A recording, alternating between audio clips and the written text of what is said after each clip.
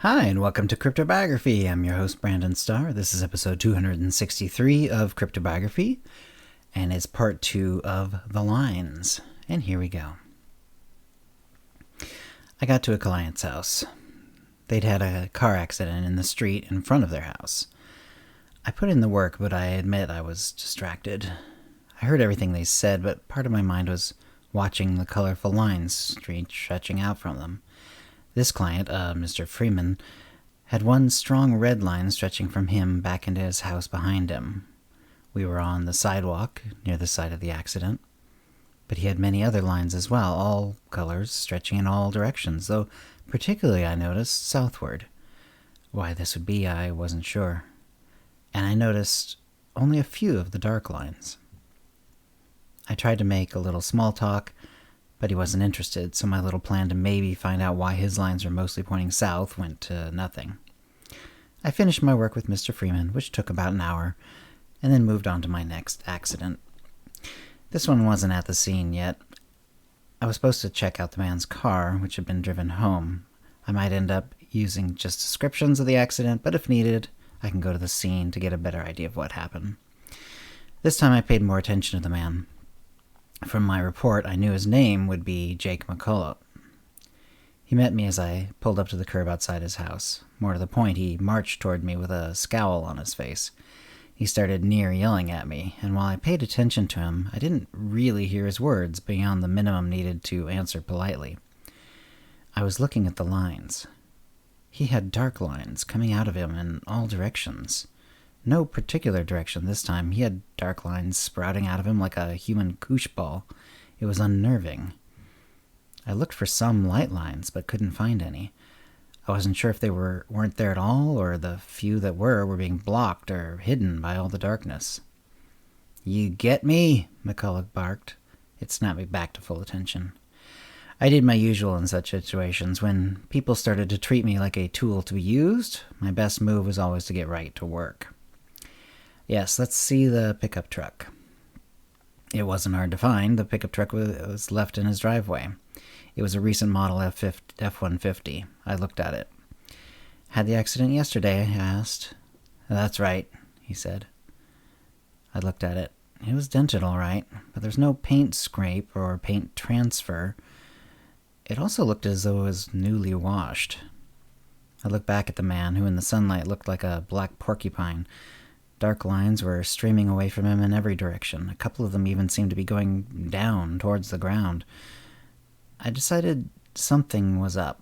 I took the pictures of the truck, made my measurements, more than absolutely necessary, and then asked for the location of the accident.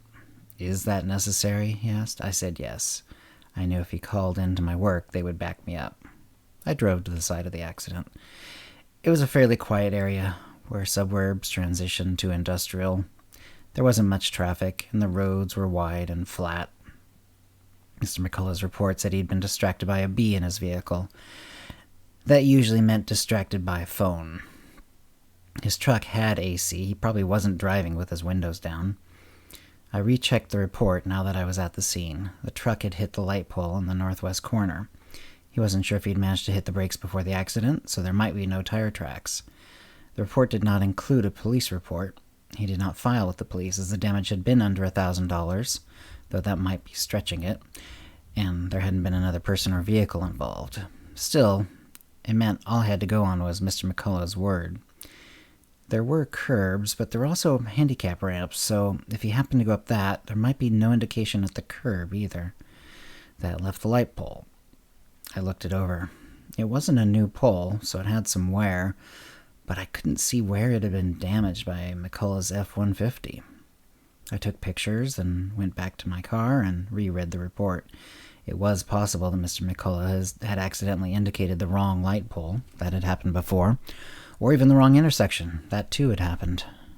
I checked the other light poles around the intersection, and even some other poles that were not light poles, but perhaps in the adrenaline rush in the hours following an accident had been misremembered or misrepresented as being one.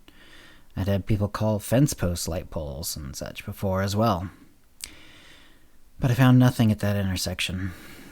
That meant I needed to check any other possible intersections, either similar because they were nearby, or because the names of the streets were similar. That left, by my count, 3 possible intersections that may have been mistaken as the site of the accident. I checked them all. I took pictures, but I saw nothing that could be the place. A sinking feeling came to my stomach. Some things were coming together in my head. McCullough was an intensely negative and unpleasant person, that much had been obvious. The scene of the accident was missing, and the damage hadn't been too severe, and yet his truck had been cleaned. The dark lines meant something bad. Maybe something bad he had done to someone else. Maybe it was a bad connection between him and someone else. He'd not hit a post. He had hit someone. I checked the local news sites. There had been someone hit the night before. No one had seen the vehicle. The victim was in a coma, and it seemed to be in the same neighborhood. My guess? He hit the person, fled the scene, but realized the damage done to his truck was too much not to repair. He put in a report that put him near where the accident happened, in case it ever got back to him and his cell phone GPS or tower record gave him away. I put in a report to the police. They took it in stride, which I couldn't tell if that meant they had seen this sort of thing before or didn't believe me or were just blasé.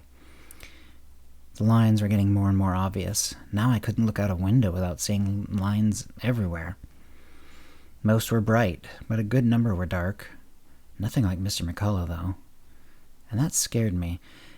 It seemed to me that what I was seeing were connections. The lines were connections between people, and maybe between people and other things. But definitely people. I wish I could see more of the lines coming from me. Maybe I could figure out some better ways to live my life. But for whatever reason, I couldn't. I hadn't seen any since my one with Tim. I never wanted to see someone like McCullough again, if I could. Now that I could see how he connected with the world, I didn't want to be 100 yards from him ever again. I decided to go to the kindest person I know. Her name is Gilda, and she's an old friend of mine. We hadn't even spoken for a good while, but it was time for me to reconnect. When I pulled up to her place, I wondered what I would see. The lines were increasingly obtrusive now, all over the sky, so that I could hardly tell what the weather was. I knocked on the door. I hadn't called ahead, which was dumb. She might not be home at all. But she opened the door. She was in a good bit of shade. "Hi, Gilda. Nice to see you." "Well, nice to see you, too. What brings you to my place?" "Would you mind stepping out onto the porch?" "Sure." She stepped out into the sunlight. Immediately there were brightly colored lines pouring from her in all directions. "So, it's true," I said. "What's true?" she asked, but I couldn't even see her face. There were so many colorful lines sprouting from her. I had to squint my eyes just to look in her direction, and I saw one thin yellow line hanging between me and her. "Everything's connected. Everyone's connected," I said. But I was swooning. The world, now just the lines, swirled around me, and I fell back onto her lawn, and the lines were all, and the lines were life, and the lines were everywhere. And I knew no more. And that's the end of the story. I hope you enjoyed it. If you have any comments or questions about this episode or previous episodes, CryptoBiography@gmail.com, or hit us up on Facebook or Twitter. And thanks for listening. Words and music copyright 2022, CryptoBiography LLC, all rights reserved.